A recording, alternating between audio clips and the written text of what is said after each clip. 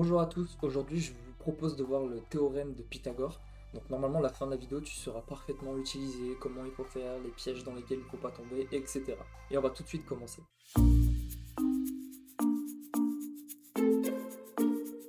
Donc le théorème de Pythagore, c'est un théorème qui te dit que la somme des côtés au carré d'un triangle rectangle est égale à l'hypoténuse au carré. Donc concrètement, imaginons que ce côté ce soit le A, celui-là le B et celui-là le C. Ça veut dire que A au carré, ce côté au carré plus B au carré est égal à l'hypoténuse au carré. Et dans ce cas-là, c'est C. Et donc pour utiliser ce théorème, tu as besoin que de deux conditions. Le premier, c'est normal, il faut que tu sois dans un triangle rectangle, sinon tu peux pas utiliser le théorème. Et comment tu sais si tu es dans un triangle rectangle? Sur le triangle, il y aura ce petit carré qui veut dire que c'est un angle droit, ou ce sera dit dans l'exercice. Et il faut aussi que tu connaisses au moins deux côtés sur trois. Donc là, on connaît le A et le B. C'est parfait. Je te propose d'essayer de résoudre celui-là déjà pour voir si tu as bien compris.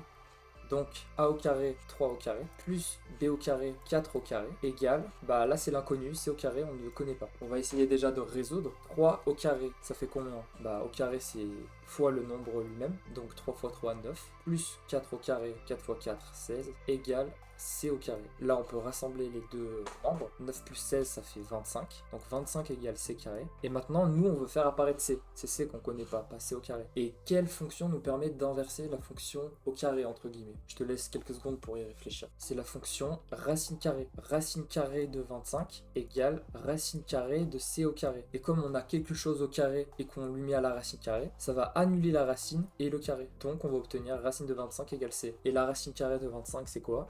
5 fois 5, 25, donc c'est 5. 5 égale C. Donc on peut dire que ce côté fait 5 cm. Maintenant je te propose de voir une erreur que beaucoup de gens font et qu'il ne faut surtout pas faire. Donc là une erreur qu'on pourrait se dire c'est ce côté 3 au carré plus ce côté 5 au carré égale ce côté au carré. On va dire que c'est B pour l'exemple. Et bien ça, si tu essaies de calculer, ça va être faux. Regarde, 3 au carré 9, plus 5 au carré 25. 25 plus 9, ça fait 34 de tête. Et tu peux pas faire racine de 34, ça va pas tomber sur 4. Nous, on l'a déjà fait avant, on sait que c'est 4 ici. Et pourquoi ça marche pas? Parce que ta formule, ton théorème de Pythagore, il faut toujours qu'au début, ce soit l'hypoténuse qui soit isolée. Et là, l'hypoténuse, c'est ce côté. Et si tu regardes, il est pas isolé, donc ça marche pas. C'est les deux plus petits côtés qui donnent l'hypoténuse. Sinon, ça va faire un nombre trop grand ou trop petit. Donc là, ce qu'il faut écrire, c'est 3 au carré plus B au carré. Mais B, on le connaît pas. Donc on marque B au carré égale C au carré. Et dans ce cas-là, C, on le connaît, c'est 5. 5 au carré. Donc si c'est pas l'hypoténuse, l'inconnu, ton inconnu va soit être ici ou ici. Et après, tu vas devoir l'isoler. Donc comment tu l'isoles le B carré là? Nous, ce qui nous embête, c'est le 3 au carré. Donc on va le passer de l'autre côté. Et tu sais que quand on passe quelque chose de l'autre côté d'une équation, on change son signe. Donc ça fait B au carré égale 3 au carré, on le passe de l'autre côté, ça fait moins 3 au carré. Donc 5 au carré, moins 3 au carré. Donc B au carré égale 5 fois 5, 25.